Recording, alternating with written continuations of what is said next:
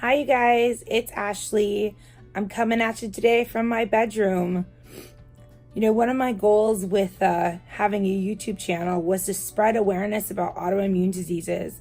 And one of those awareness things is that people with autoimmune diseases have very compromised immune systems. And that's why I'm in my bedroom. I am sick.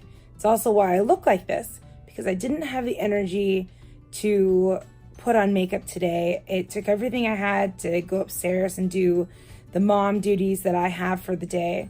I am done with that. I am in my bedroom. I am relaxing. So I have a video to share with you today that I filmed a couple days ago. It was a chicken strip with a Faux-Mato sauce and a spring mix salad. It's delicious, it's healthy, it's AIP friendly. So I hope that you guys enjoy and stay healthy, my friends. You will need to dice up one small beet and boil it in some water for about 20 minutes until your fork can go all the way through. You will also need to dice up one small onion. Red or white is up to you. 3 carrots will also need to be diced. I use my food processor later on to get them really finely chopped. Here I chopped up 1/8 of a cup of fresh basil and about 1/8 of a cup of cilantro and chopped it really fine. Here we have our 3 carrots diced from the food processor. Our onion, I chose red, and there are 5 cloves of garlic diced in there. We have our 1/8 cup fresh basil and our 1/8 cup fresh cilantro, our 1 small beet diced, 2 teaspoons of capers. You will need 1 cup chicken stock. I used my chicken bone broth. You will need 1 teaspoon dried oregano and 1 teaspoon dried basil.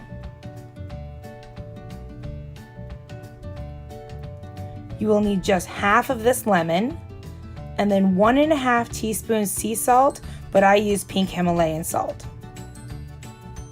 And this is all you need for the Faux-Mato sauce. While the beets are boiling, grab a pan and add some olive oil so that we can saute the rest of the Faux-Mato sauce that we are making. Once the pan is nice and hot, add the onions and garlic and start sauteing for about 5 minutes. The onions will start to turn a little bit translucent. While your onions are sauteing, check on the beets that have been boiling. They will be ready when you can stick a fork all the way through them without resistance. If I can get one, I'll show you what that looks like. Like this. Now you will add the cooked beets and the carrots to the onion and garlic pan and continue to saute for another 5 minutes or so. Now add the salt, add the oregano and the basil, and finally the chicken stock or bone broth, and then simmer for another 10 minutes partially covered. Add the capers to the food processor.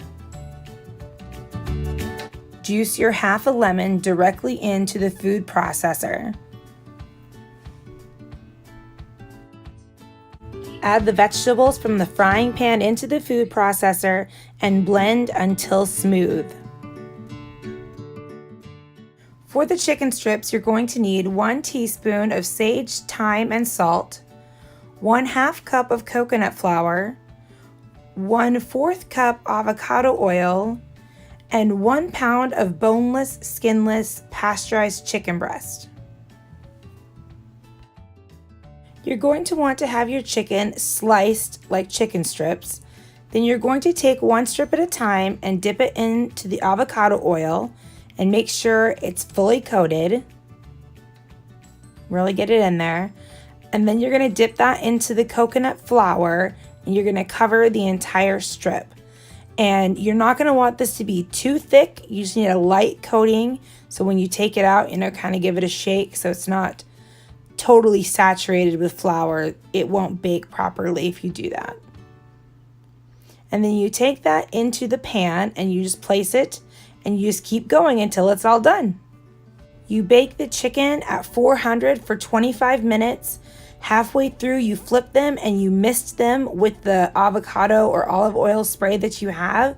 And then you pair it with a spring salad, and I just have a coconut amino and balsamic vinaigrette that I just add on top, and you enjoy. Well, that's my chicken strip with Faux-Mato sauce recipe. I hope you enjoyed as much as I did, and actually my family really enjoyed it, so it was healthy for everybody all around. I will see you guys on Saturday. I hope you all stay well, and I know it was sort of instructional, but for me, I need to see what something looks like to make sure that I'm doing it right. And cooking AIP was really hard for me at first. So I think having more recipes like that would have helped me. So I hope it helps you. We'll see you Saturday.